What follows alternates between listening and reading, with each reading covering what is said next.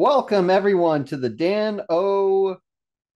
Hurley show, where we talk about nothing but the filmography of classic Irish actor Daniel Peter Dan O. Hurley. This was completely by accident. The fact that we are talking about RoboCop 2 and Halloween 3 back to back is completely out of the question because we never thought that Halloween 3 would be eligible for this show. Every year since '82, it's been growing in its cult status, and usually those movies have enough of a push to keep it above a rating that would be eligible for the show. But I was shocked. I was Yeah, in awe. I was gobsmacked to see that it had dropped to a 2.9 on I didn't Letterboxd, realize making that it eligible. Letterbox had mostly virgins as users. So Oh well, mm, I mean, it is on the interesting internet discovery. after all. Uh-huh. But Yeah, just a bunch whew. of beta males putting down what is, I would argue, the best sequel to the original Halloween. How many of these damn movies have we talked about on this podcast? Honestly, at this point, I'm anticipating the day where we've covered all but the original. It seems like a trend that these movies that were once heralded and beloved by their own core communities have sort of been slowly turning the corner. Whereas a lot of franchises, you see those numbers go up over time as people appreciate them more. This is one, for whatever reason, that as more movies have come out, it's like they don't like those, and then they go back and revisit these, trying to recapture their glory days, and then they don't like it as much. And I was really, really shocked to see Halloween 3 end up on that list. I, of course, being the porn parody character Cunnilingus Cockring, aka Connor, the co-host of the show. And it's kind of incredible when you look at this movie No, you can't isolated. just grab that and continue on Hey, dude, like that's what I everything's do. normal. But yes, we're talking about, of course, like he said, Halloween 3 Season of the Witch, directed by Tommy Lee Wallace. This is the third installment in the Halloween franchise and would have been the first installment in a long line of yearly or semi-annual Halloween extravaganzas. Well, an Every year anthology they series. were going to release, yes, a new anthology film as a part of this new series that they were doing. Every story would have taken place on Halloween. They were aiming to release these on a yearly basis, at worst semi-annually. And this was supposed to be like, the launch pad for that. This was supposed to be the beginning, the genesis of this anthology series in the Halloween franchise. It quickly became, however, one of the most hated films in horror history for a period of time before gaining its cult attraction. I don't even think it was hated so much as that it was not acknowledged. Like I didn't hear hate for this just so much as people did not want to acknowledge the fact that this movie existed, that it was technically in this franchise. Like it was not a Halloween Resurrection or Rob Zombie's Halloween 2 thing where people go out of their way to let you know how much contempt they have for this movie. It's like if they have to talk about it, they will shit on it, but they would prefer to veer away from that conversation altogether because they don't even acknowledge this as a real Halloween movie. It's like a whole new level of hatred. It's like I don't even want to pretend and it's easy to pretend that this is not a part of the Halloween franchise. I mean, despite showing clips of the first movie and like trailers of that they're going to show Halloween on television, Which was a this bad which move on was, the yeah, marketing department. And not a it's good a move. the one the one false note in this movie, in this otherwise pitch perfect movie, is that they decide to show clips from the original Halloween in this movie, just as if John Carpenter, who is he was still the brains behind the franchise at this point. It's almost like he is Yes. teasing you, the audience. So that was probably tempting fate, tempting backlash, a little too much.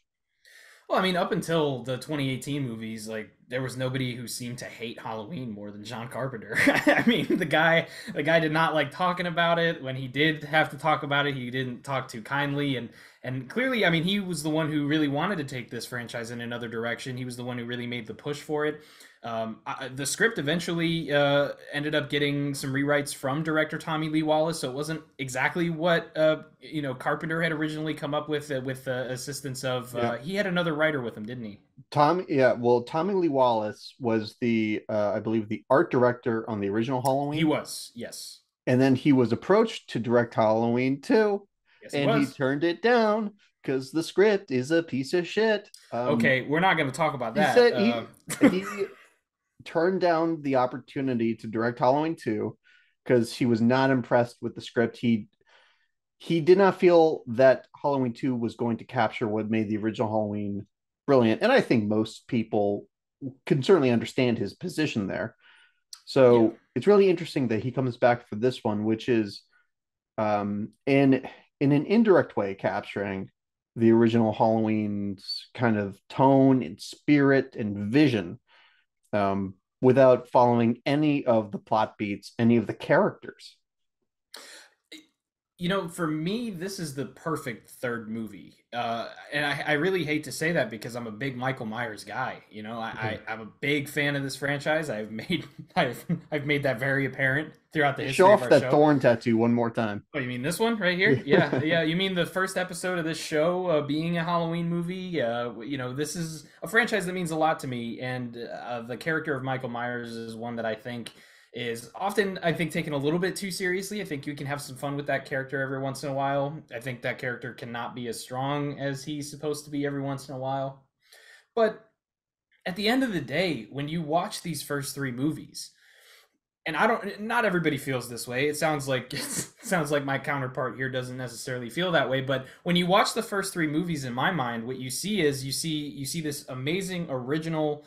I mean, not entirely original, but this great concept and great script in the first movie carried through to a second movie that in some ways feels like an extension of the first movie, just without some of the plot points. It just feels like you're kind of just extending the events of what I mean, happened. it is the most um, direct sequel you it could is, make. I mean, it yes, picks up the minute the minute, that the yeah, original left off on, which yes. was a wise move in a lot of ways because that does make it a great companion piece for the original. But the problem Mm-hmm. is, it doesn't excite people who are coming on board to the project. They don't want to be in the shadow of that original movie, which was already being declared as one of the great horror movies ever made.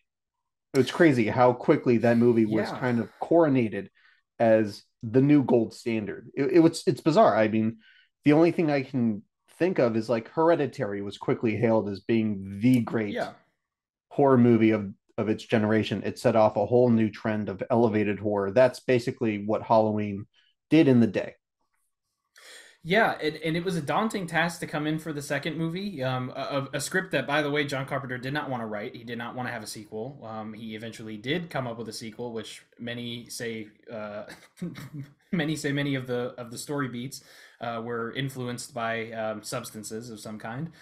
I That think said, Budweiser specifically. yeah, I think Budweiser specifically. But then we come to this third movie, and for me, I like to watch them. Some people cut out the third one and they'll watch it later, or they'll watch it beforehand, or whatever their order is. If they like Halloween 3, they'll separate it out in some way so that they get the Michael Myers storyline kind of through, and then they can, handle Season of the Witch however they handle it. But I actually like watching these movies. If I'm watching them, I like watching them sequentially as they were released, because the big thing for me is, and I want to start off, I guess, talking about something in this movie. The DP from the first two films returns in Halloween Yeah, the 3, and it great and it Dean Cundy. shows. It really shows because Tommy Lee Wallace, he's an interesting director. In my mind, he directed a fine piece of art in the 1990 It miniseries. I absolutely love the 1990 It miniseries, but it doesn't. It's not a film that really shows off his talents as a director as much as I think a lot of people would have hoped, especially part two of that miniseries. So watching this movie, where he's got the right people around him as far as the technical aspects go, it really helps it fit with the first two movies while separating it out enough to say like the real connection is the groundbreakingness of the story like the first one had.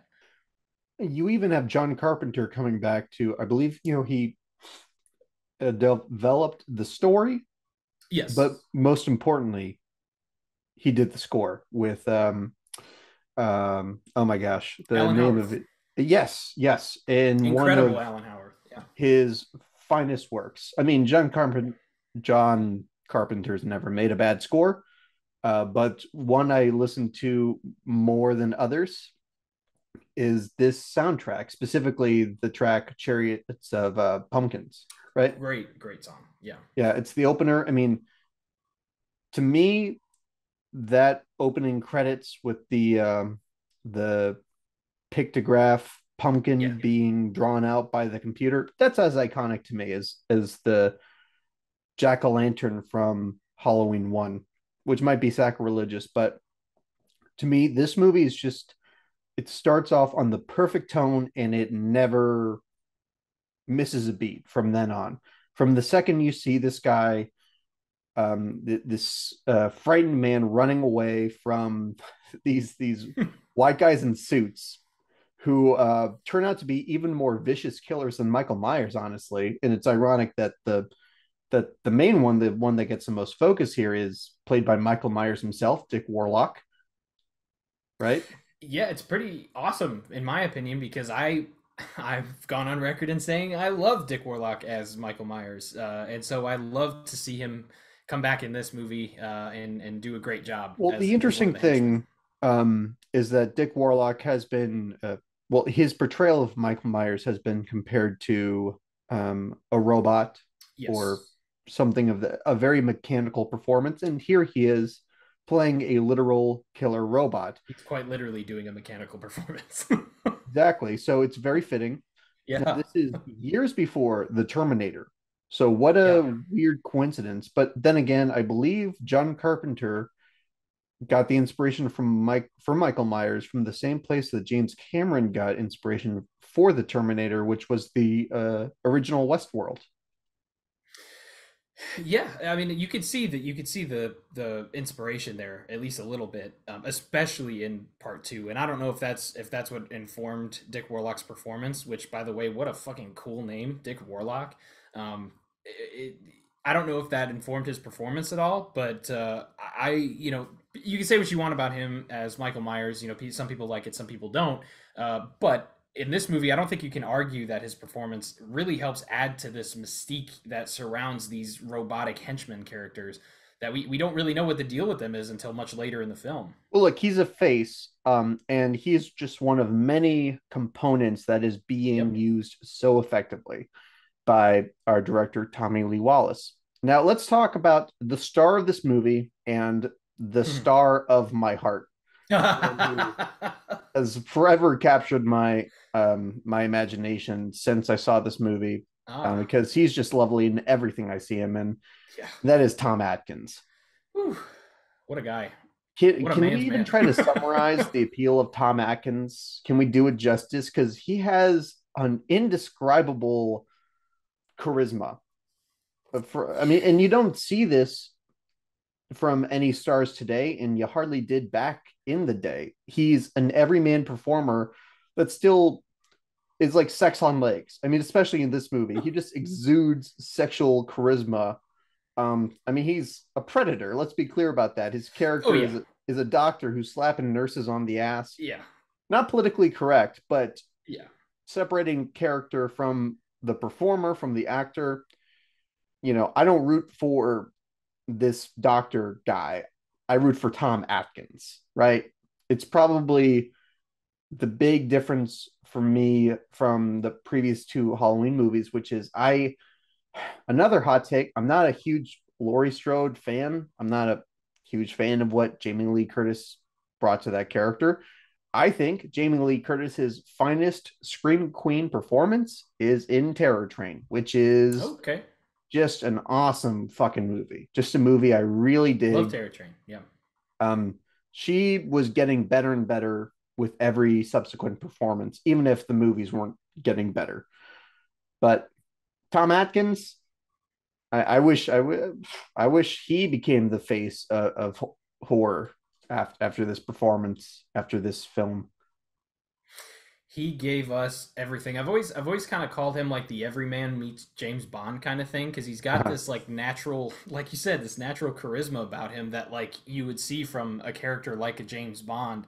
But he's not doing like he's not doing the same cool shit. Like he's not this super like nobody's looking at him like he's some kind of hero, like he's some kind of like he's a flawed character.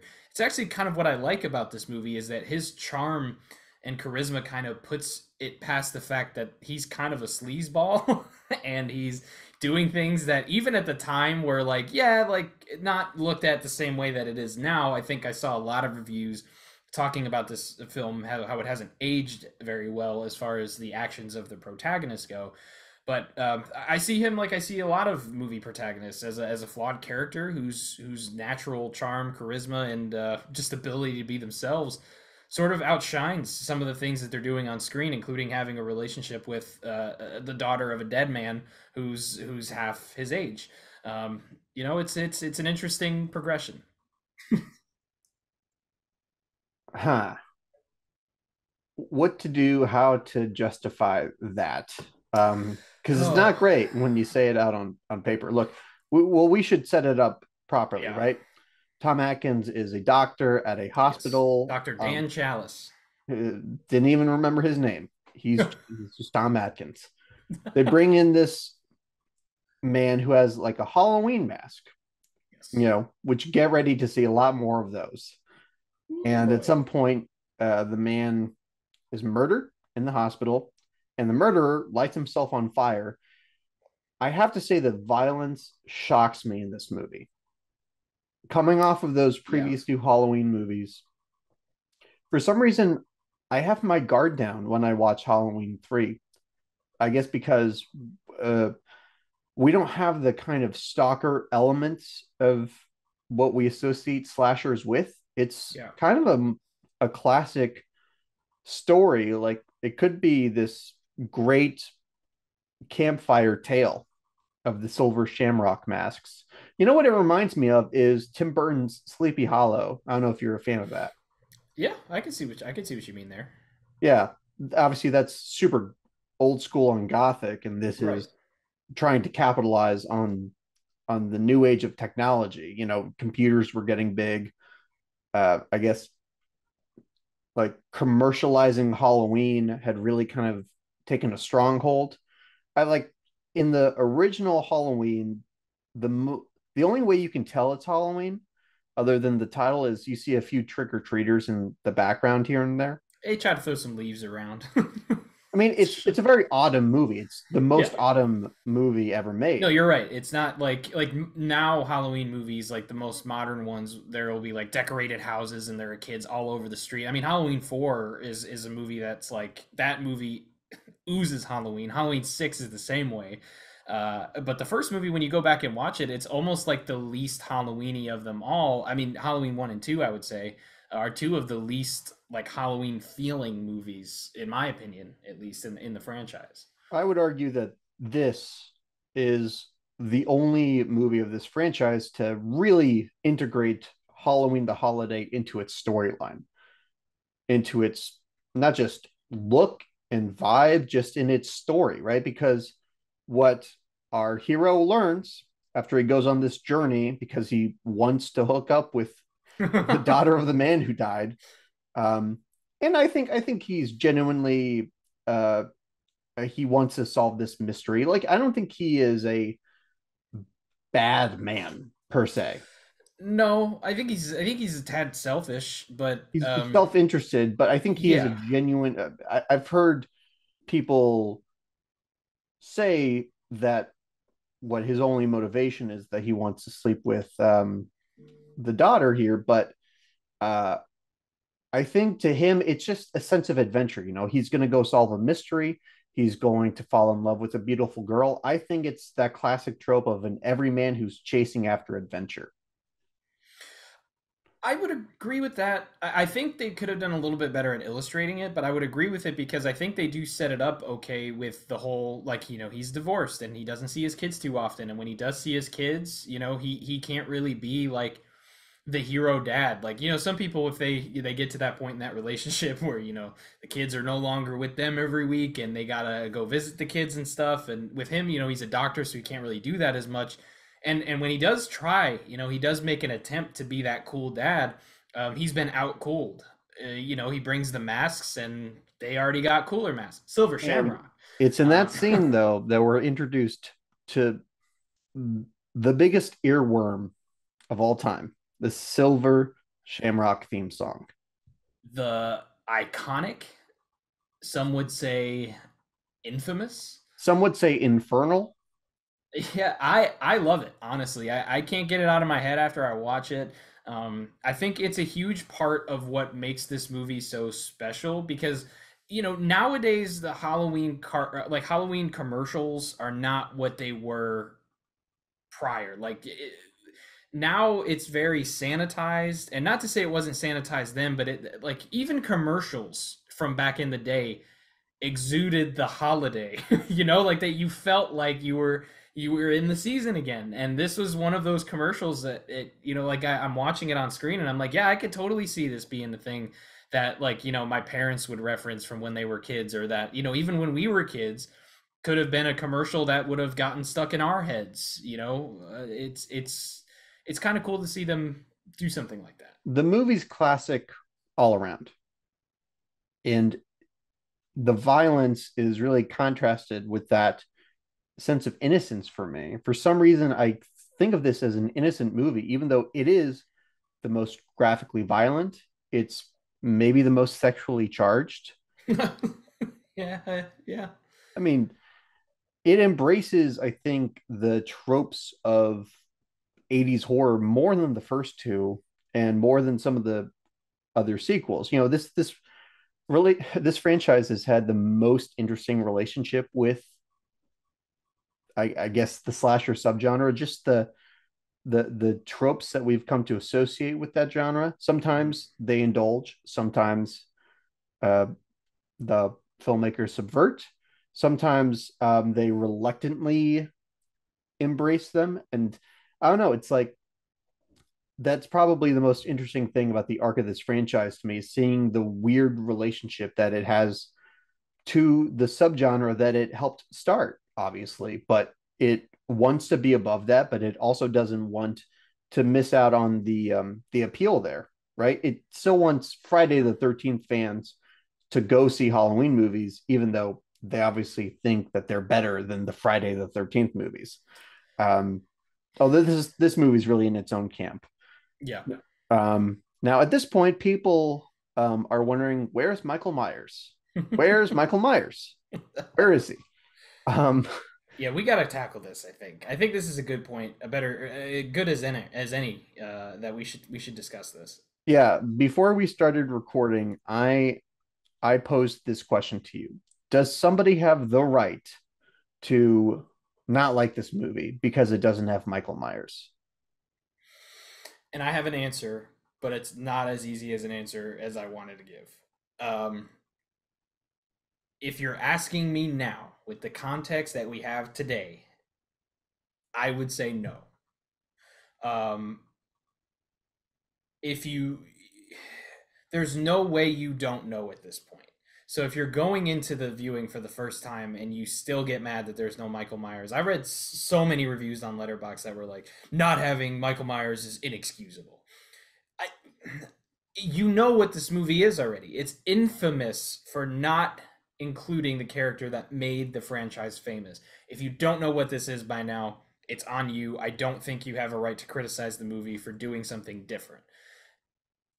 That said, in the context of 1982, I think you absolutely have a reason to be upset that Michael Myers is not in this movie, because the higher ups behind this film were quite upset by some of the things that Tommy Lee Wallace did and stuck to, specifically the ending, which is very Invasion of the Body Snatchers, a movie I am a huge champion for. I think everybody should see that movie, the original, not just the remake, but I think the original is a very important one to see. But Tommy Lee Wallace stuck to his guns after getting advice from John Carpenter, and the higher ups really didn't like that. So they released this film and kind of threw it into theaters with very little promotional material.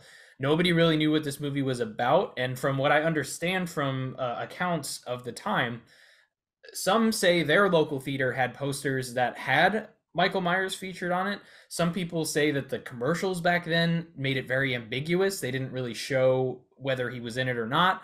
And people went into this in the theater at the time expecting Michael Myers to be there.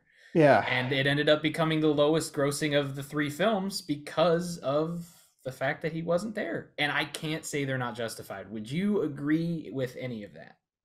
Oh, you're giving a really fair analysis.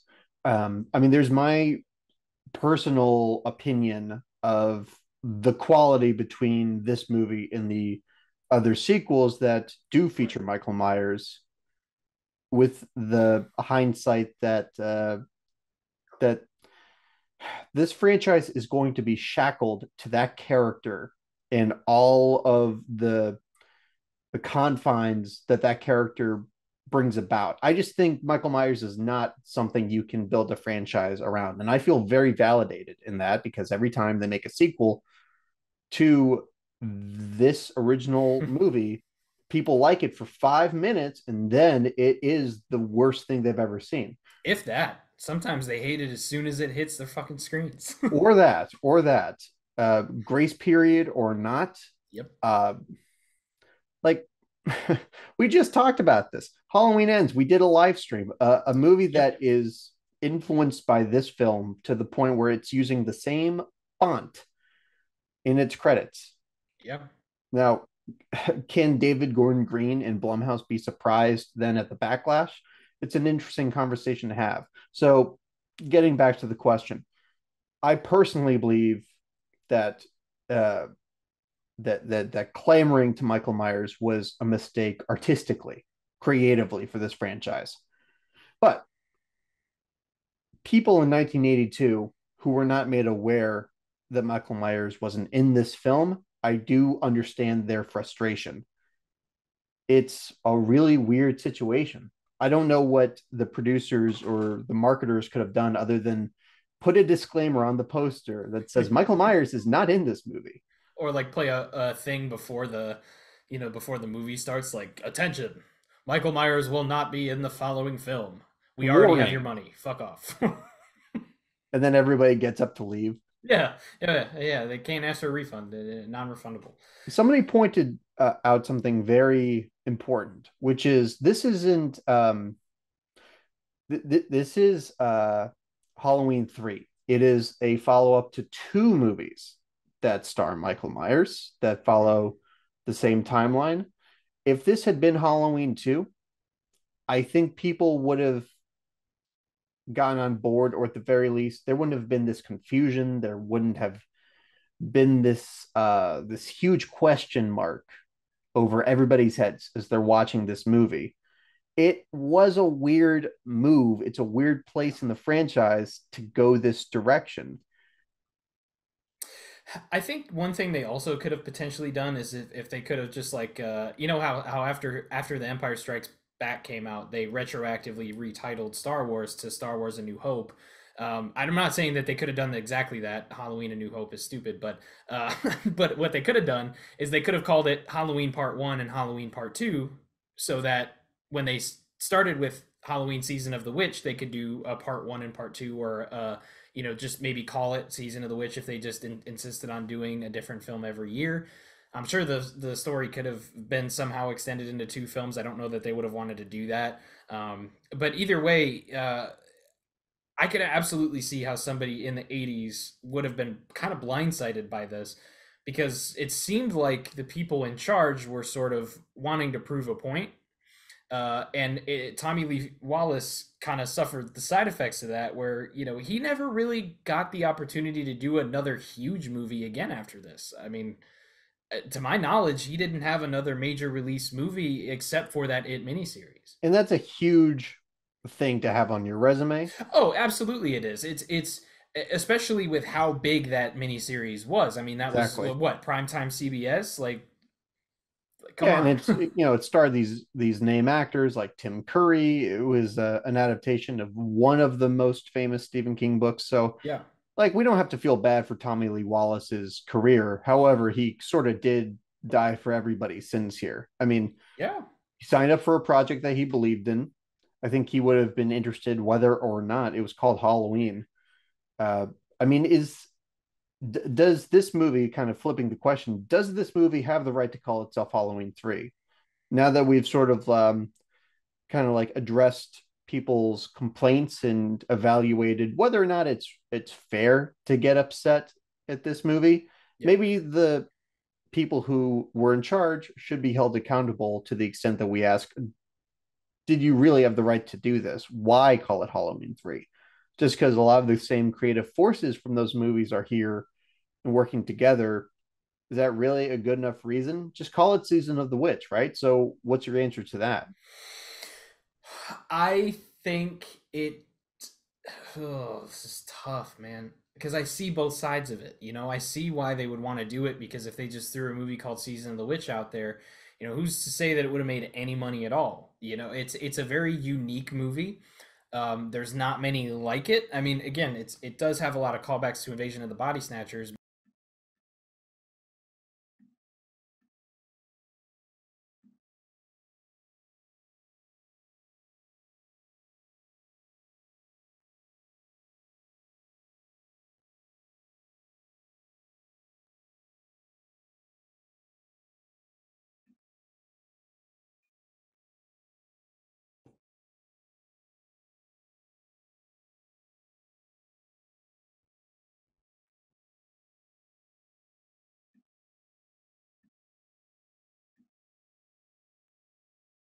Go the route of like Season of the Witch. If they want to include Halloween, put like a Halloween story or a Halloween a chapter in the book of Halloween or whatever the fuck they want to say.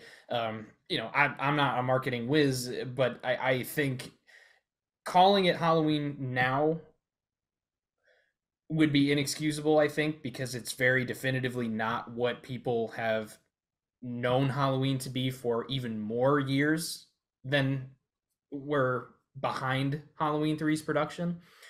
But at the time, I mean, I'm gonna say they had a right to call this Halloween 3. They wanted to take it in that direction, and the plan was to never see this Michael Myers character again. I can't really argue with their decision there. And it's so interesting that we're talking about this after Miramax is shopping around the rights They for are. Halloween. It took them a whole last year before they started Yep. reaching back for the cash cow, reaching back for the tit of the cash cow. And one of the rumors is Answer that, my emails, Melikakad. Answer my emails. well, the thing is, the rumor is that A24 is interested for the television Yes, rights I've so heard they this. can make that Halloween anthology series. What a weird, like, just make your own horror anthology series. I don't really know what more proof you need other than this movie that people will not go see the Halloween movie if Michael Myers isn't in it.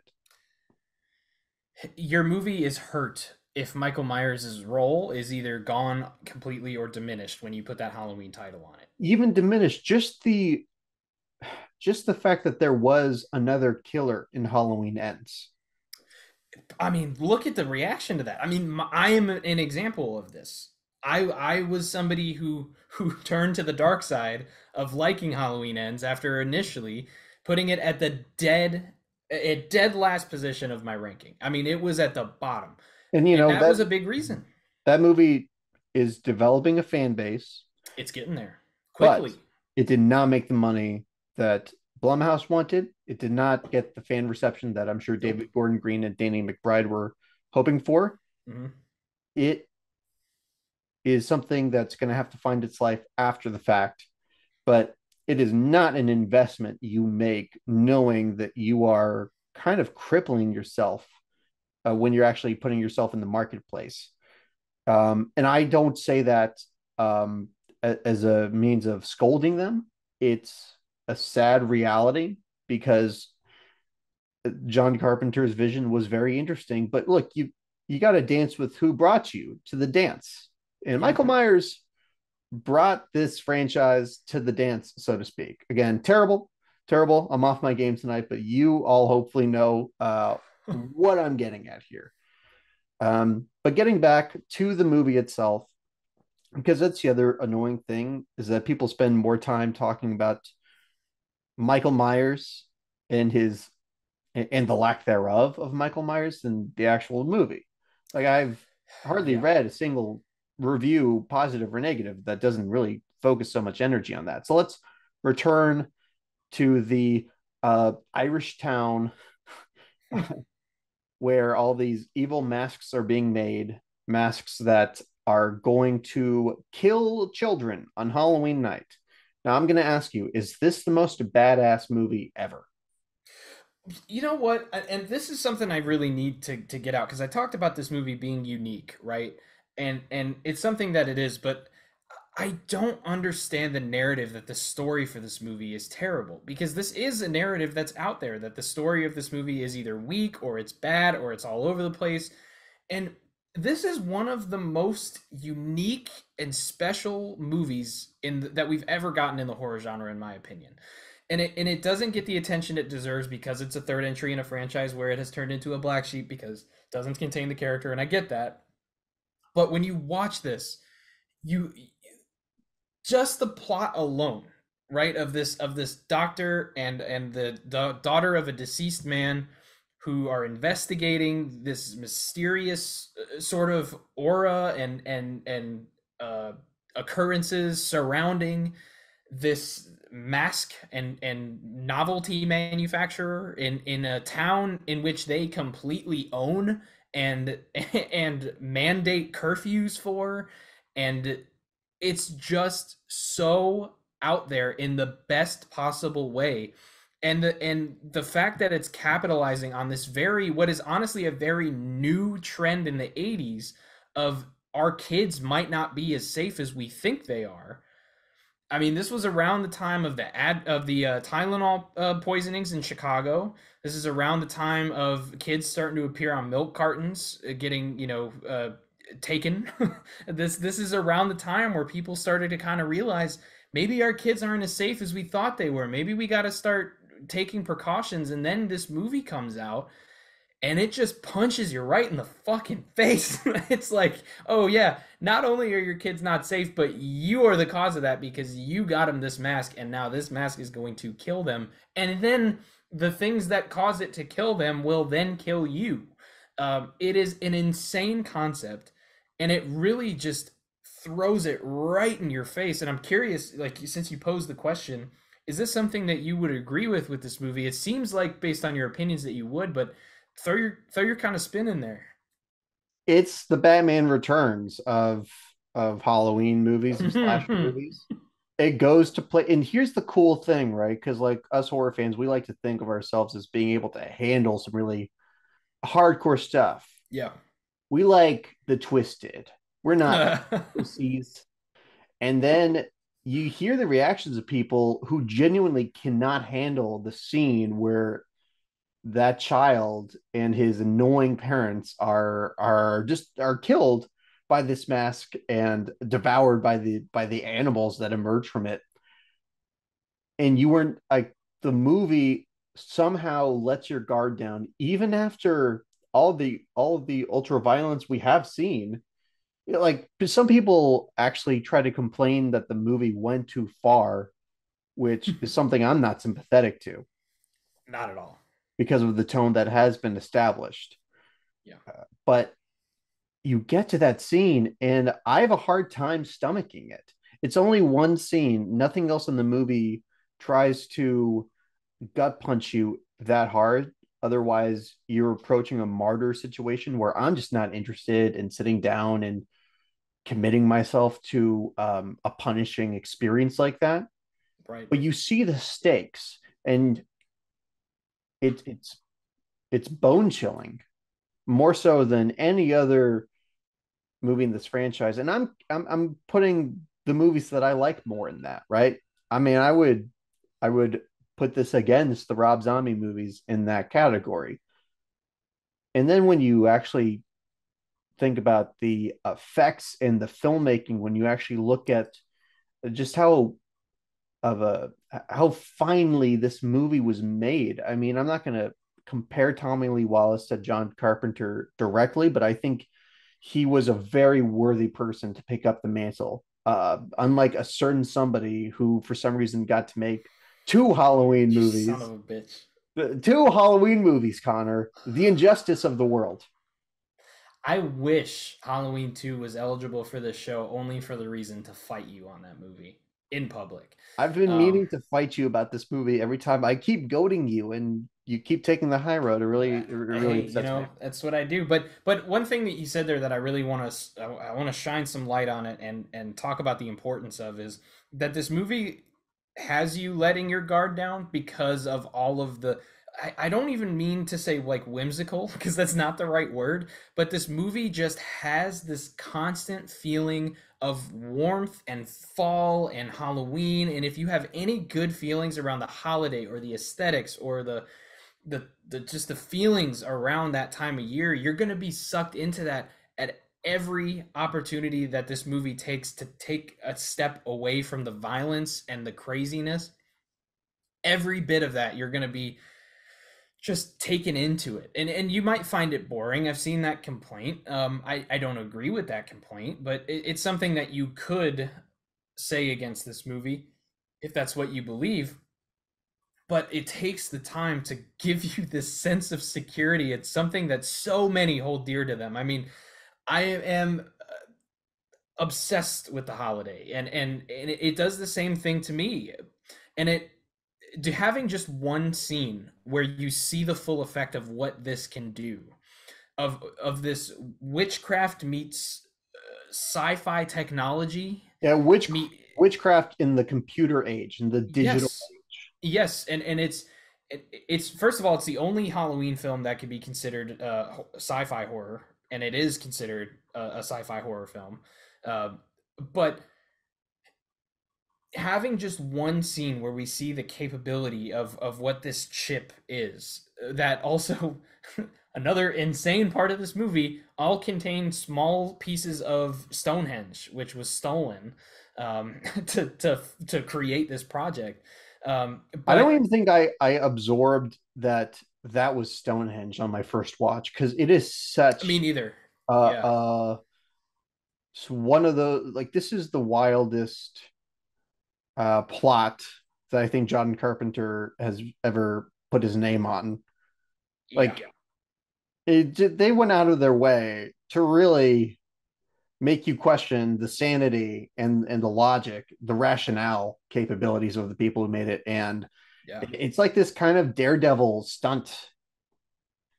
Yeah, well, and I do want to kind of go back on that because I know technically there are two scenes where we see the capabilities of this. There's the woman in the hotel room where we first kind of see the report about Stonehenge She gets being a stolen. laser to the She gets a face. laser to the face from the chip as she tries to manipulate it and see what's going on there. But with the kid, I mean, between both of those, it's so little that we've seen, but enough to know what the capabilities are and what the ramifications of that ad airing are going to be, that when we get to the finale of the movie, you end this movie tense. Like, this movie doesn't resolve anything for you. This movie makes you feel terrible in the best way. And it's an art that's lost or that's not explored enough in horror. There's a few of those in this movie where it's just you don't see it explored frequently. And I'm glad that this movie did that. I mean, this movie disarms you so completely by the end. I mean, it takes the heroine and and lets you believe that she's safe, lets you believe that Tom Atkins has rescued her, only for her to try to kill him, and then he has to what decapitate her or something grisly and say that she's Yes. been turned into a machine like a and that seems like pretty old hat now, but for some reason it just really makes you feel violated for that character. Especially since like you assume when this happens to her, like you can pretty safely assume when she is turned into a robot, but you're not sure. Like you're not positive that that's what happened, and that's when it happened, and so you just kind of feel this like uneasiness about her Mm. after that, and you're just like, oh god, like watching this movie a second time is not like a Get Out experience, and I will never say that it is.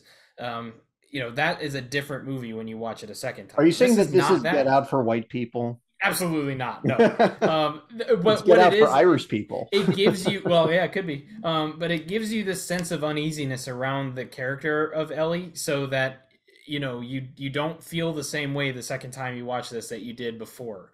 And yeah, that it does that about a few things in this movie, but the fact that it can mend this like very, in a weird way, like wholesome but also grim feeling together, it's you don't see many like this then or now. And then you get to the ending. Huh. And let's just say that originally you were going to hear the screams of millions of dying children uh, Yeah. over that cut to black. I think it was wise to take that out. I like 100%. the ambiguity. It would make this a really difficult rewatch if you were met with the actual sound of of this tragedy, of this genocide of children. Uh, but it doesn't comfort you. It doesn't relieve you of the tension. It's something that you just have to live with after this movie. And I mean, seeing Tom Atkins screaming into that phone is just as powerful of an ending to me as seeing that Michael Myers has disappeared yet again. Oh my God, I shot him 6 times, but the fucker escaped. It leaves you with that sense of uneasiness. You don't know what happened after that camera cut, and you can assume. And depending on how you are as a person and what you think about, you can assume what happened there.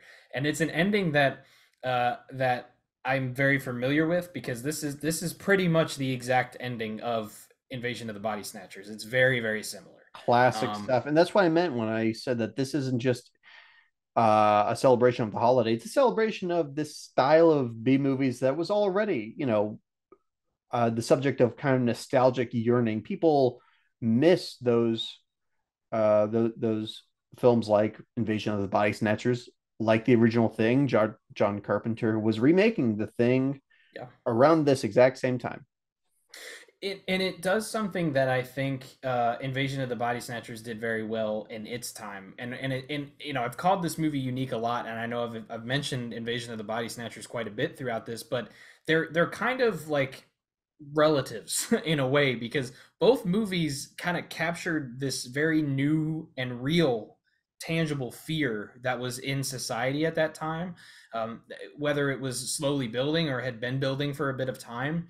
And they're both about that sort of fear and that anxiety, and that sometimes we can't protect the things and the people that we're supposed to protect, and that we're supposed to keep safe.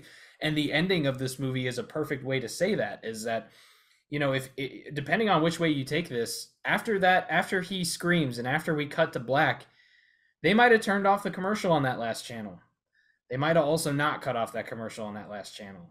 And the fact that you don't know leaves you with this sense of uneasiness and wanting a resolution.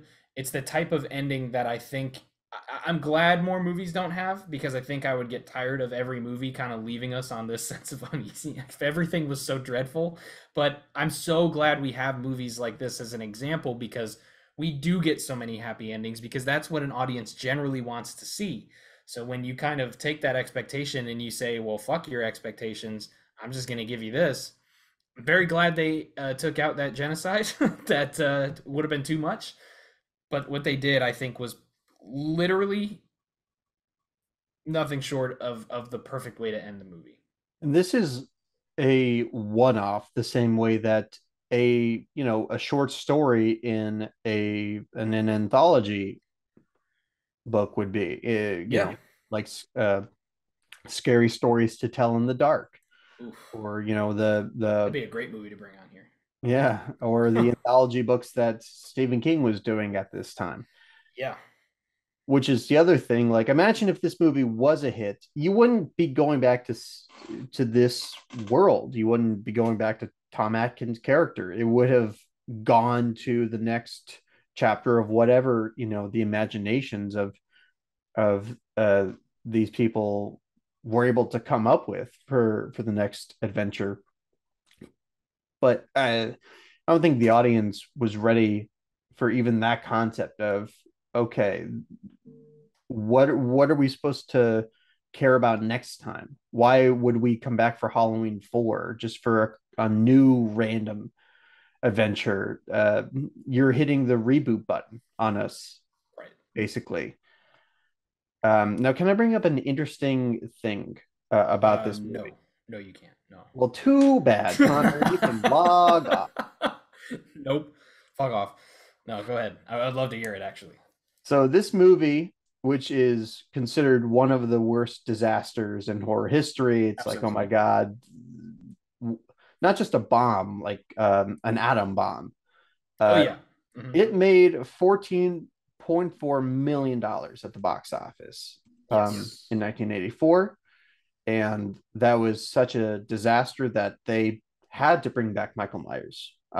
They had to save this franchise to bring back Michael Myers for Halloween 4. Guess how much money Halloween 4 made?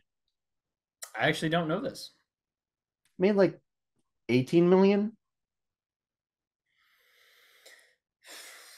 Even with Michael Myers' face on the poster, the return of Michael Myers, uh, you know, that only won back enough people to generate an extra $4 million for this franchise.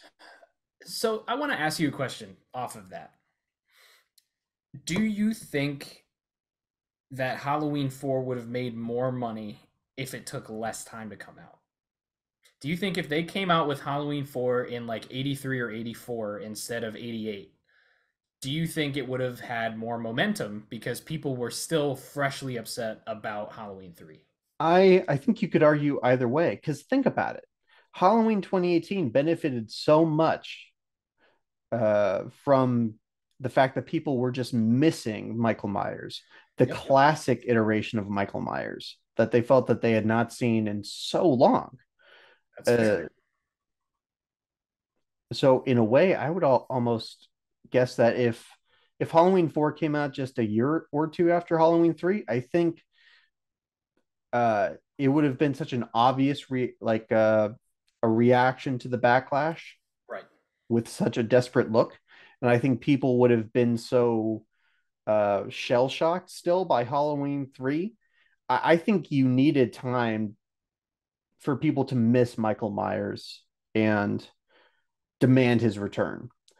At the same time, I definitely understand where you're coming from. I mean, I could imagine a world where people uh, are so grateful to have another Michael Myers movie right after this.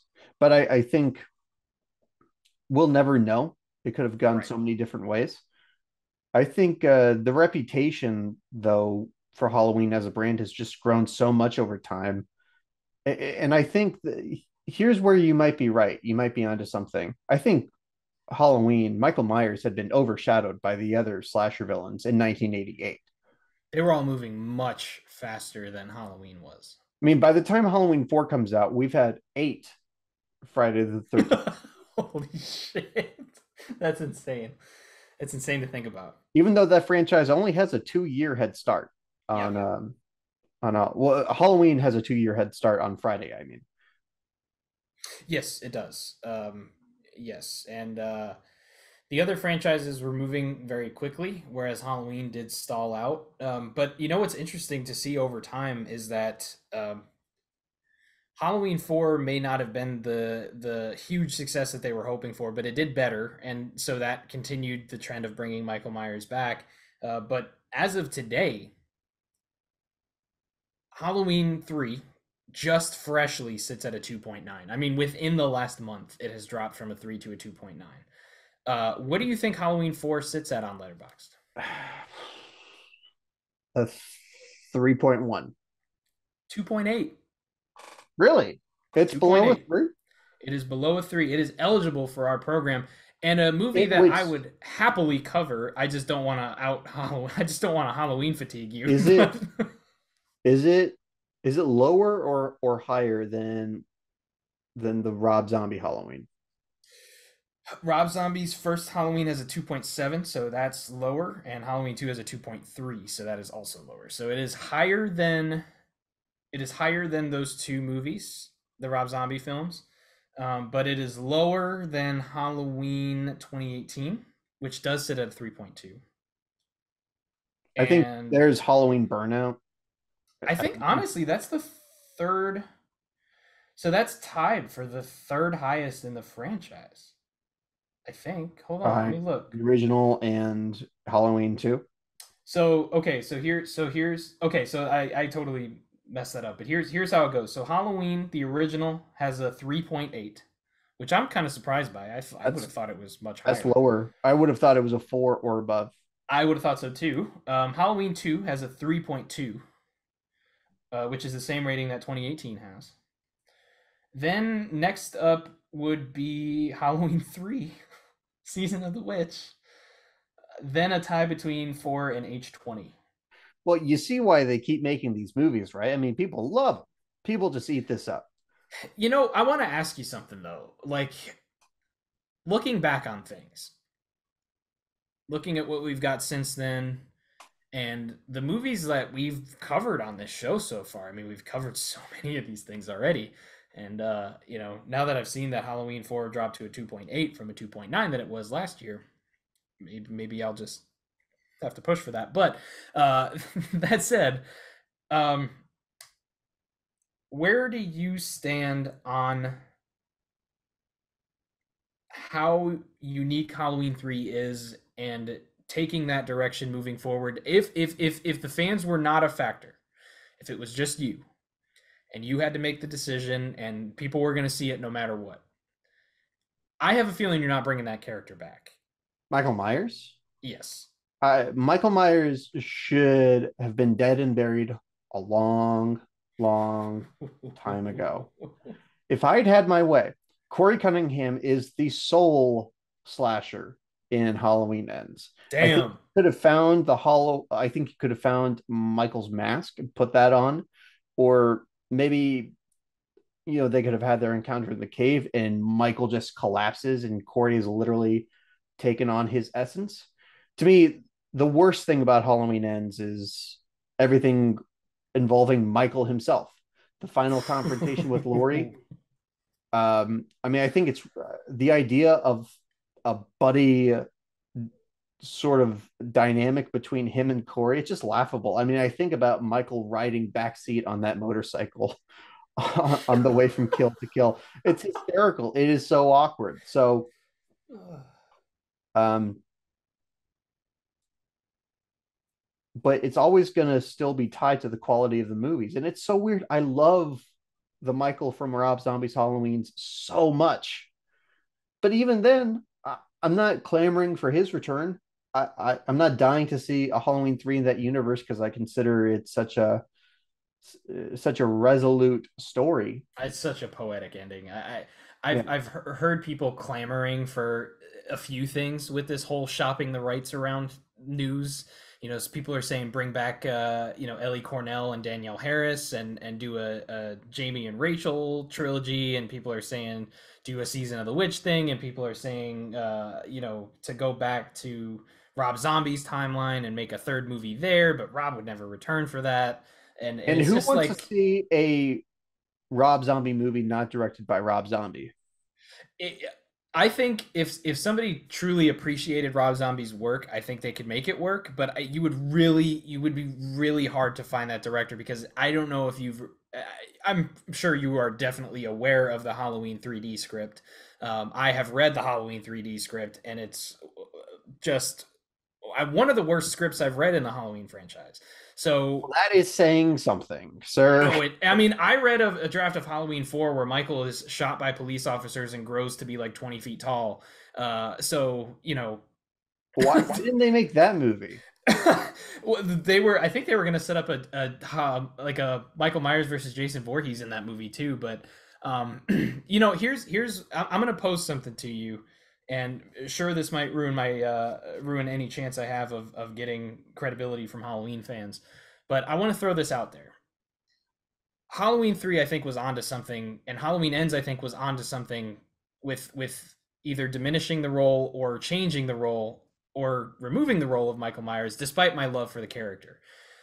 Do you think fundamentally changing the character in a reboot would make fans just as angry? Or do you think that it would be an opportunity to actually bring a fresh pair of eyes to Well, the look at what Rob franchise? Zombie did. I mean, he didn't fundamentally alter the character's behavior. He altered his origin.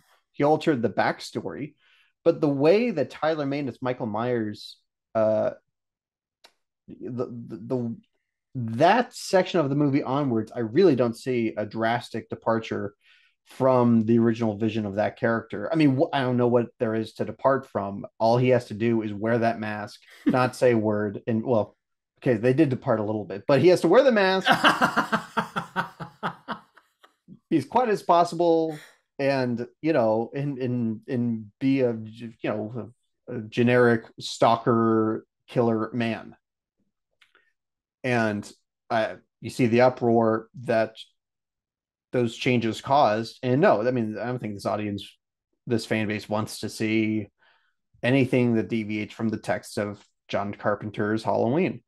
Now, here's what I think Halloween Ends was on to, and you could sort of tie this back to Halloween 3.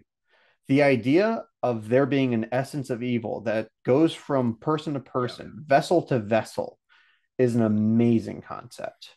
The idea that anybody can put on that mask and be the next shape, because that's the whole point of the original Halloween. The original Halloween is not about how scary Michael Myers is. It's about how evil can infect anyone, And can take even many this, forms. even the 6-year-old kid, Mhm. who's you know for no reason kills his sister and stalks Laurie Strode on Halloween. I mean, even as a Halloween OG skeptic, I understand that. So why people are obsessed about the man behind the mask when the point is the mask? That is sort of crazy to me. Why can't it be Corey if that's what this franchise is about? This blank canvas of evil. It could be anybody. That's the scary idea, not the idea of Michael Myers himself. I think if you're gonna base something around a character, you really have to build their mythology up, and I don't think that people like the way that they took Michael Myers in that direction. I think what you said there is it really rings true because it's actually one of my favorite lines in the entire franchise is exactly what you just described. It's in Halloween 4, and it's while Loomis is in the car with this crazy preacher man driving across the country, and he tells him, "You're hunting it. I can see it. You're hunting it." And he says that Judgment Day, that the end of the world, it always has a face and a name. And I think, especially and I'm not. Look, I know that you're generally the one who takes this political, and I'm not doing that here. But in a time where it's sort of normal to see a news story on the news about somebody else who's done something absolutely horrific. And I'm not saying it's more prevalent now than it used to be. I know that what the news does, and I know all that stuff, but the fact that you see it so frequently, I'm glad that we have that in the Halloween franchise in some form. That's the crazy thing. Halloween Kills was trying to tap into that, and I don't think that's a great movie. It's probably not a good movie, not by Halloween the Kills or Halloween Ends? Halloween Kills, because I'm talking Okay. about the whole communal Like the mob mentality. backlash, the mob Yeah, yeah. mentality movie. And Halloween Ends is also tapping into this, but the interesting thing to me is that people turned on that franchise with Halloween Kills. To me, I will never understand the mentality of thinking that Halloween 2018 is good and that Halloween Kills is bad. Like to go from that to that, it doesn't make sense to me. I feel like the more interesting I like that trilogy got, the more thematic it got, the more thoughtful it got, the more people hated it. So That's why I kind of never want to Yeah. see another thing called Halloween because I mean I'm gonna have to live with the fact that I'm only gonna like the movies that everybody else hates. So let's throw this back on this movie then. If Season of the Witch was ever said, let's say with this new shopping around of the franchise, that we get a Season of the Witch remake, reboot, whatever you want to call it, is that something you're interested in seeing? Do you want to see a modern take on this, or would you rather leave this be? A reboot of Season of the Witch, the movie. Like Yes. not an anthology series doing new stories, but a return to this. Right. If they just, let's say they came out with a movie called, they maybe they just call it Season of the Witch, maybe they call it Halloween Season of the Witch, whatever it may be. They keep the story, they keep the You know, characters, they just modernize it. to me, something that charmed me so much about this movie is just the purity of it. I mean, it is a one-off story. It is a complete story that it does leave on an ambiguous note purposefully, but Yeah. that's to leave you with that sense of tension. It's not because they wanted to leave the door open and return to this world. So I want to say no, as much as I really think this movie is tonally perfect, and I would love to Yeah. live in the vibe of this Yeah. movie. Yeah. It's kind of like it's like what if they made a sequel to Edward Scissorhands? A very different movie, but it is another movie that lives in a sense of purity to me. And that's why Tim Burton said that he would never make a sequel, even if Johnny Depp was that hard up for cash. I guess they would still never make a sequel. At least that's what he used to say. He'll get paid in Beetlejuice too. I know he's going to be in it. We all know he's going to be in it. He'll get paid. It'll be fine. They don't need Edward Scissorhands. Dude, it's such a side note, such a sidebar, but I've been rewatching so many Tim Burton movies and my heart got rebroken remembering how good his movies used to be. Dude, okay, I just revisited Pee-wee's Big Adventure, A which perfect what'd you say? a perfect movie. So thank you, because my personal Facebook, I started a conversation based on that revisiting, because I think that is a perfect movie.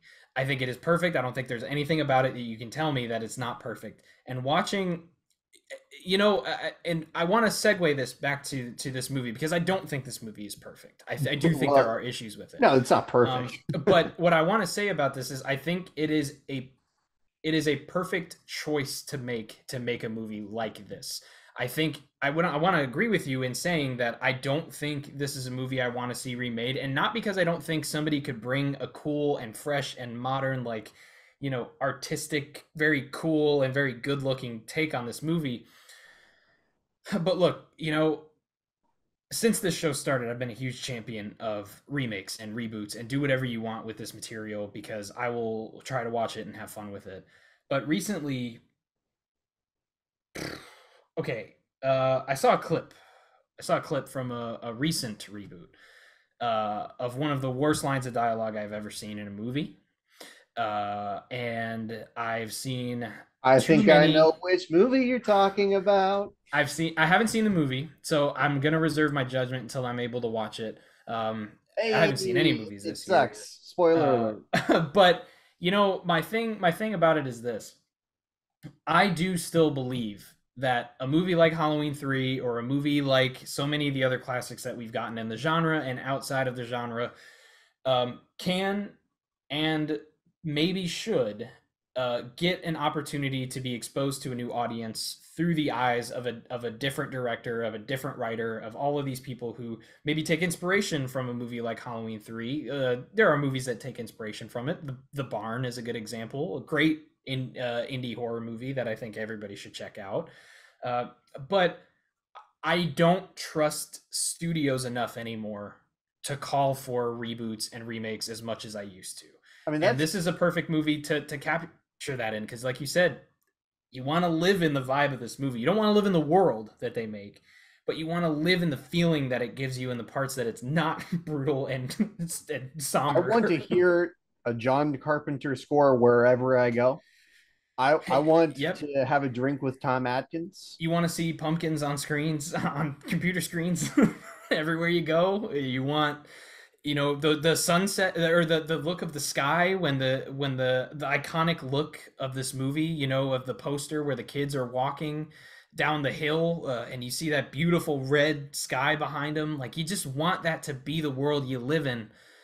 You don't want the Silver Shamrock shit, you don't want all that crazy stuff happening, but you want the vibe of this, and I don't see a studio handling that as carefully today. And I'm glad we have this movie as an example of the filmmaking process as raw and creative as it probably can be, while remaining within a single genre. It's like a case study. It's not perfect, but this is a movie that you could look at and look back on as a real isolated film in more ways than one. Even though it's number three, Mm-hmm. it continues to stand on its Yep. own, and it's really cool if you watch the Scream Factory edition special features. Oh, it's The so great. making of documentary is called Standalone, or Something like that. I can't yeah, remember what it's called. that's what this movie wears on its sleeve now. Uh, it paid the price for this, but it did dare to be original, and this is like the least pandering sequel I've ever seen. Yes, it's called Standalone: The Making of Halloween 3: Season of the Witch. Yeah, and you know, and it's not even. I mean, I know John Carpenter was personally hostile to the Halloween thing at this point. I mean, Yeah. he wanted to ditch Michael Myers, but I don't see a resentment of fans so much as just an excitement to tell a new story. I mean, this isn't like a Yeah. Halloween, like Rob Zombie's Halloween 2, where you could see him taking shots or Right. taking the piss out of those grumpy Halloween fans that didn't dig his take. Yeah. Yeah, this is a movie that's just about it. It is. This isn't a genre of movie, but I'm gonna pretend like it is. It's called a cool concept movie. It's just uh, all it's concerned about doing is realizing a really cool concept. There's some people in show business might call it high concept. No, high concept is different. Yeah. I'm talking about a cool concept for cool cats like us to enjoy, not your hoity-toity um, numbers on an Excel sheet. This is what's going to sell. This isn't. This is a cool idea that somebody had, and he actually had the clout to make it. John Carpenter and company. Um, and that is exceptionally rare. And as somebody trying to break into the industry as a screenwriter, you don't know how rare it is. You don't know how much just the idea of doing what this movie is trying to do is a non-starter to most people. And it's something that you rarely see from directors, and it's weird that we're talking about this, like you said, of a third entry into a franchise. But this feels like a vision from start to finish, something that was realized.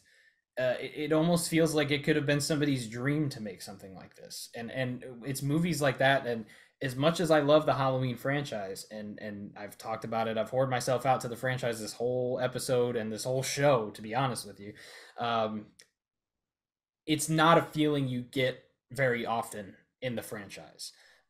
It's a feeling that you get sometimes, but like, there are movies that I think you could get that feeling with if they were what they were supposed to be. Halloween 6 is a good example of something of taking the movie and just making it crazy. And it could have been a vision, whether you liked it or not, but obviously there was a lot of hands in that. And these recent David Gordon Green movies are, I think, the closest thing other than Halloween 3 of just telling a story from start to finish the way you want to tell it. And maybe it wasn't exactly the way you wanted to tell it. Maybe you had to change some things along the way. Specifically, well, specifically ends right because Halloween 2018 is totally indebted to the original Halloween. It is, but I want to say, like, and something that I think is really important for those movies is that it does, if you watch them from Halloween 78 through to Halloween Ends, like, you will see a clear, concise progression, despite what people think about the being blindsided by the inclusion of Corey Cunningham in Halloween Ends. You will see a through line of themes of you'll see it. It's there. So it feels like it's separated enough to where you could say like, yeah, this is somebody's interpretation and vision of what Halloween would be after 78. I think where I love Halloween 4 to death, but it doesn't have that same feeling. It has that feeling of let's bring Michael Myers back and tell a story. And it doesn't feel like somebody's heart and I soul went into disagree with that the script. latter point there. I think it's let's bring back Michael Myers. Period. Well, no, I do think they wanted to give people something to enjoy and watch, but I don't think there are movies that have care and Well, craftsmanship look, that are easily visible when you watch the movie, and I don't think that some of those Halloween movies and this sequels, is as much as I love them, have that. this is a weird thing to say about a movie like Halloween 4, but the best way I can describe it is it's character driven. It's very It's fair. about a protagonist and an antagonist. And the journey we go on is just following um, that relationship, if you will. I mean, that's a pretty charitable way of saying it doesn't have much of a story engine, but Why is that weird to say, Gabe? Huh? You talking shit? I'm just making neutral observation about a movie that was famously written in 11 days, which is not a lot of time. Yeah, well, getting back to Halloween 3 here. I don't want to get us too off track because we have. It's hard not to when you talk about a franchise like this and a movie that's so entrenched with this this feeling of like being so different and being the one that stands out. Um, is there anything else that you would like to talk about with this movie before Well, we wrap our thoughts up? you did mention that's not a perfect movie, and we haven't Yeah, really addressed any of its flaws, and we're talking flaws as a standalone, not flaws about audience reception and right. about its relationship to the Neither Halloween. of us have any complaints that Michael Myers is not in this movie. Right. I mean, I have a complaint that he is in it because again, Right. Yeah. we're tempting fate by even including the Halloween trailer, as cute as that might have felt at the time. Yeah. Not a good Yeah. decision. But I'm curious. Like, I mean, what issues can we take with this as a standalone film? You know, my big thing was, and this might sound silly to some. I don't have a lot of things to complain about this movie, but there wasn't enough like witchiness. You know what I mean? Like you called this season of the witch, and there's technically not an actual witch in the movie. I mean, there's Colonel Cochrane could kind of be that, but like generally speaking, that would be a warlock, and I know that's like very technical or whatever, but like there's a witch in the poster, and there's all you know. I'm a big fan of witch characters. I think they're cool.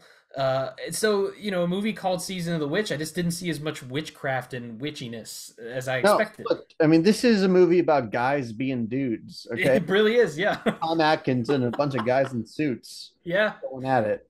Um, and then the few lady characters you get, I mean, everybody meets a sordid fate, but it's not a girl power movie, that's for sure. yeah. It's a classic tale of of men who are trying to ruin the world and the men who are only trying to save it because that would threaten their sex lives. Yeah. It seems that and the ability to have another drink. It feels Huh. like And look, motivation. the other thing is just knowing that Tom Atkins' character is a divorced father who has kids, who he has a difficult relationship with, that's enough for me. I don't Yeah, really need absolutely. to go beyond that motivation. If you want to say his character has a thin motivation, okay, let me introduce you to every other film in this franchise. Let's see you pick apart those movies, huh? Um, I don't know. It's for me. I think the only problem you could go to is I don't want to make it sound like it's a perfect movie, like it's the most immaculate movie ever made, but it's a tight story. It's a story that I'd doesn't agree. waste time. Uh, it's well cast. I mean, Tom Atkins' relationship with that daughter, I forget her name, which isn't a great Ellie testament to her Grimbledge. character. Okay, that could have been more fleshed out, and don't just mean seeing their fleshy bodies going at it as we do, because boy, that Tom Atkins is something, isn't he? It's the only way they're going to sell What tickets. a honk. if they get Tom Atkins to take his shirt off. Hubba hubba. No, but you're right. It's it did feel that relationship was probably an actual complaint that I have about the movie. It's the weakest thing Witchiness about it. aside, Yeah. yeah, I think it's the weakest thing about this, and it feels so obvious and forced. Like it did not need to be there. I could have easily seen him taking a very paternal uh take on this, like he doesn't have no I like if think you he think was her. about where this By the movie end of it, could he have was gone. her daddy. I Well, think. you son of a bitch. No, I mean, like, he doesn't see his kids a lot. He's divorced, and then here's this young woman who comes in and her father's been killed. Like, I could see him, that being a catalyst to create this story where he's sort of this surrogate father figure, but instead he is this creepy, pervy mustache man who has sex with her in a seedy motel in a in a cult town. It's like While they're investigating the murder of the her, murder of her fucking father, and it's like minutes after this guy is murdered and he watches a person douse themselves in gasoline and blow themselves up in a car. He's like, I'm a fuck that woman right there. And it's like, and she's just like, yeah, okay, we're gonna do this. Your dad just fucking died. and your dad was as old as the man you were about to make love to. And I know bereavement sex is a thing. I know that from psychology, but Jesus Christ, like, this is not the time to do this. Well, look, okay, my grandma just died, so I consider myself an expert here. I didn't go and chase after a woman who was her age. I'll tell you. Are you sure, Gabe? You I weren't going need to check my cougar wife's hunting? driver's license or something. Really make sure that's really her birthday, but Oh my God. mostly sure. Jesus Christ. Oh, I was waiting for that left turn, or every episode has taken one recently. There it is. Oh boy. So Oh I shit. think we've parsed everything out. We've said everything we can say about this movie. Said And our piece. one other thing, we actually haven't talked about the performance of the old man, Colonel Cochrane himself. Ooh, man.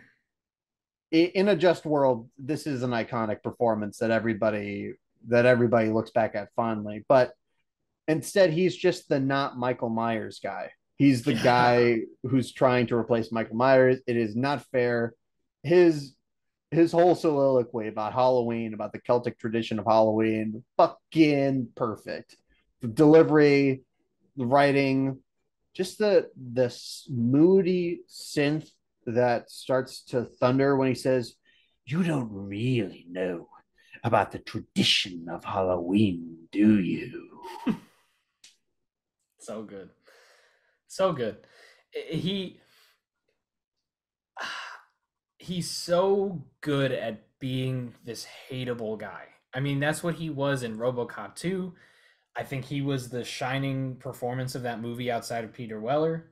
And I think he is arguably on par with our hero. In my opinion, he is, at least. Well, I mean, Um, he's a mysterious character, doesn't get a yeah, lot of screen time, probably doesn't have more screen time than Michael did in the first yeah, Halloween.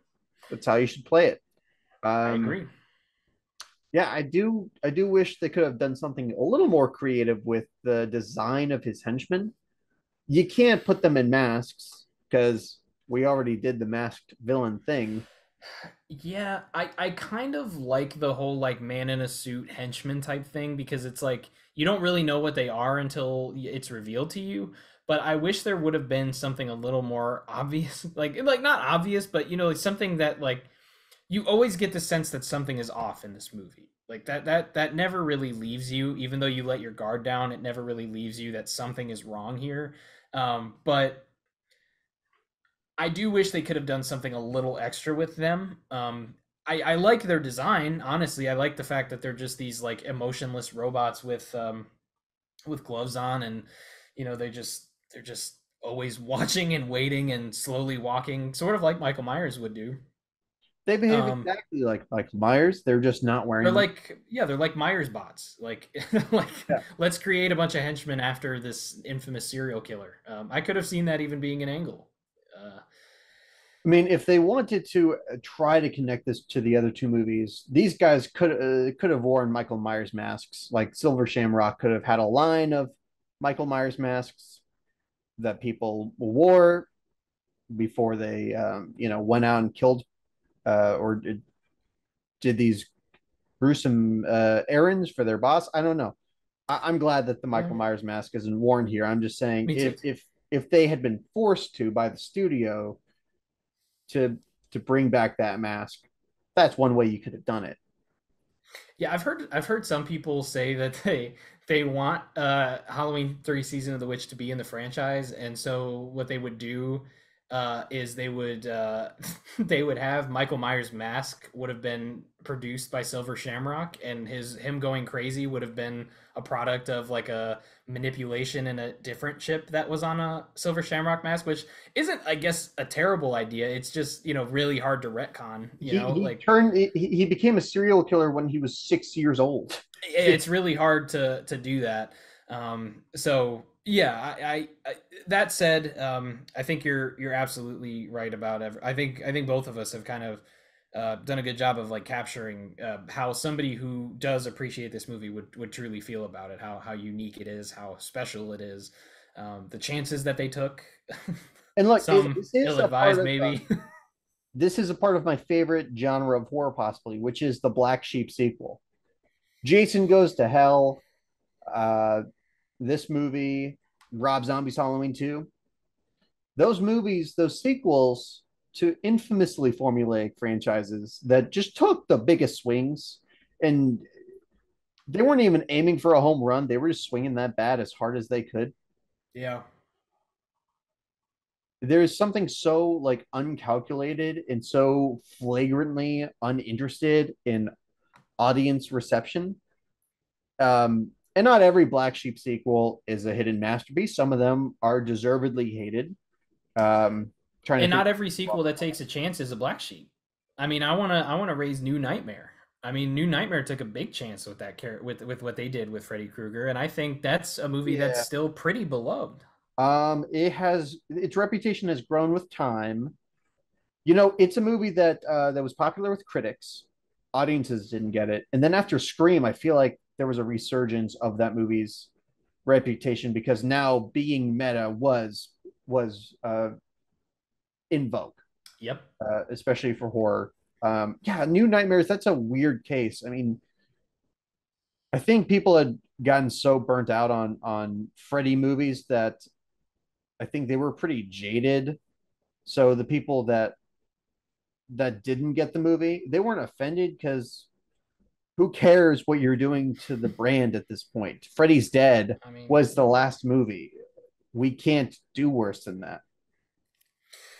yeah, it's interesting to see that like in an alternate universe, maybe they do a little better marketing on the film. Maybe they didn't make Halloween 2. It's there's so many things that could have gone differently, and it's interesting to think of what that could have done for Halloween 3. In an alternate universe, this movie is maybe everybody's preferred Halloween experience. Who knows?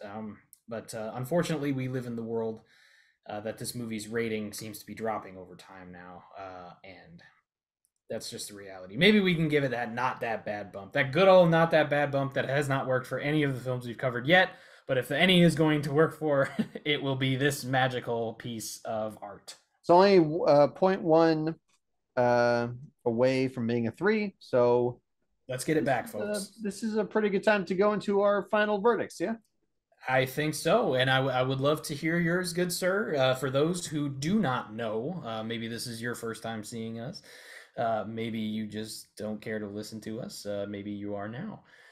We have 4 potential ratings that a movie can get on this program. It is either that bad, not that bad, actually good, or in some rare cases, actually great. Sir Gabe, I'm going to throw it to you here. I would like to hear your final verdict on Halloween 3 Season of the Witch. Well, there's another thing that comes to my mind as we talk about the Halloween season, and that's pumpkin spice lattes. People like to hate on pumpkin spice lattes, and people don't want to be caught dead with pumpkin spice lattes. There are probably the same amount of people who despise this movie and wouldn't be caught dead watching the 4K Shot Factory edition. I can't tell people to stop lying to themselves, but I'll just say that my experience of this movie is my experience with pumpkin spice lattes. What a lovely way to celebrate this glorious season that is I upon didn't know us. where that was going. I was really making it up as I went along. I think it's it's the Oh most shit. charming movie about child murder I've ever seen. It is sincerely this perfect seasonal movie.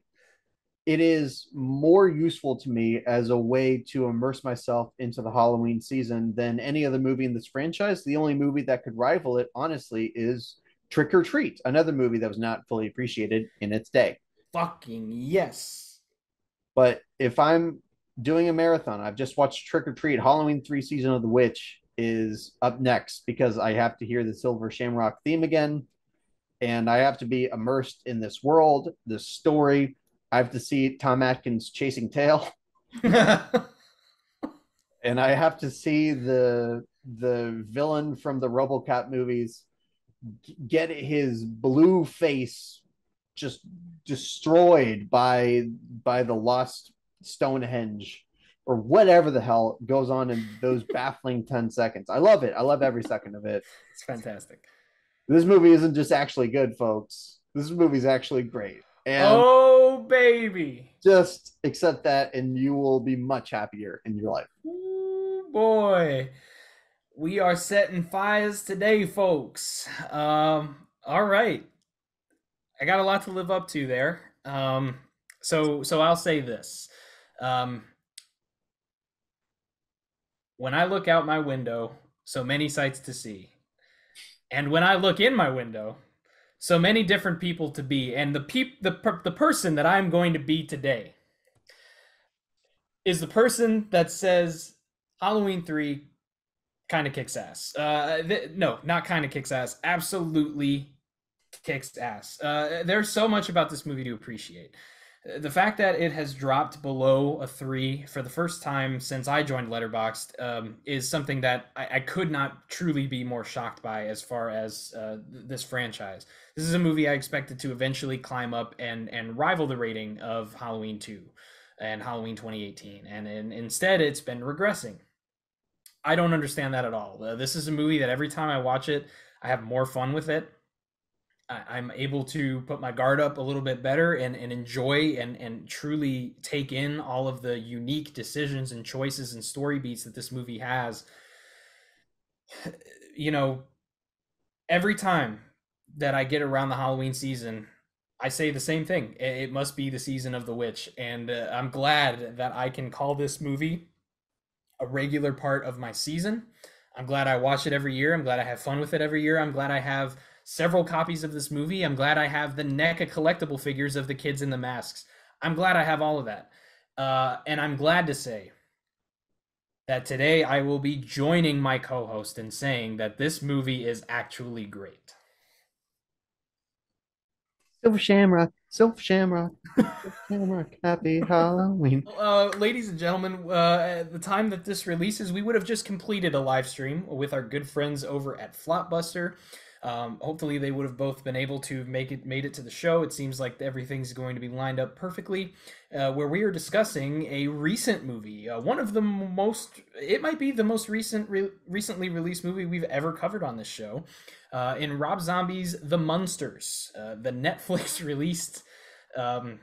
Some would say monstrosity of an adaptation of a beloved old age TV show, one that I beloved, one that I am in love with, one that I grew up with. So it's going to be really interesting to see how that goes. If you are interested to see our takes, it's up on our YouTube right now. So go check it out. Go have some fun with it. But that's not the only thing that you can do if you want to support us right now. Gabe, what's one of the ways that they can support us on top of checking out that live stream that just passed? Connor, I'm so glad you asked that. I've been really dying to get this off my chest because we Oh. have a Patreon. where people Whoa. can not only support us just out of the kindness of their hearts, which I think we've cultivated quite the compassionate audience, but they can get some seriously special rewards. They can get exclusive episodes, they can get merchandise, and they can also get the bragging rights of having been supporting us from the early days. We've been doing this only a little over a year now. Kind of weird to think back on that, I honestly. know.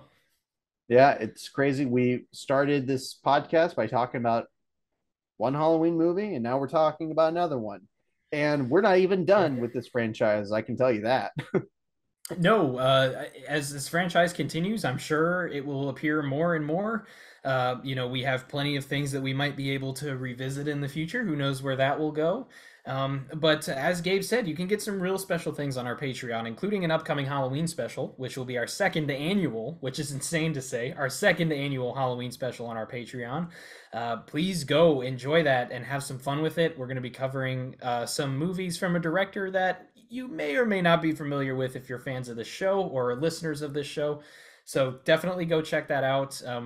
However, we know, how things are in the world today. We do not expect any of you to just flow over your money to us unless you really want to, because that would be super cool. You don't have to just do that. Liking, subscribing, and sharing is perfectly fine. And if you want to take it to that next step without having to give us your money, that would be great if you gave us our money.